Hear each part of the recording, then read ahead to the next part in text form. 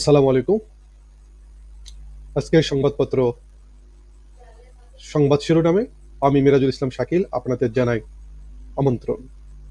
দৈনিক যুগের আলো পত্রিকার সংবাদ শিরোনাম হয়েছে, বাংলাদেশ সংস্কার কার্যক্রম সম্পর্কে রাজা চার্লসকে অবহিত করলেন প্রধান উপদেষ্টা।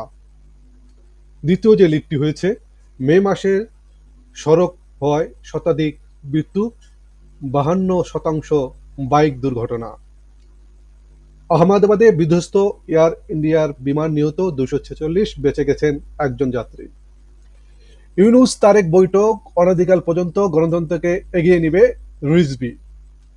মির্জা ফখরুলের নেতৃত্বে চীন যাচ্ছেন বিএনপির প্রতিনিধি দল। তারেক রহমান যে কোনো সময় দেশে ফিরতে পারবেন, স্বরাষ্ট্র উপদেষ্টা। আগে আদালত চলত দলীয় রাজনীতিতে, এখন আদালত মুক্ত, এটিএম আজহারুল ইসলাম। মার্চে বাড়তি 25,000 কোটি টাকা তুলছেন গ্রাহকরা। 25 জুলাইয়ের মধ্যে প্রকাশ হতে পারে এসএসসির ফল। এই ছিল যুগের আলোর সংবাদ শিরোনাম।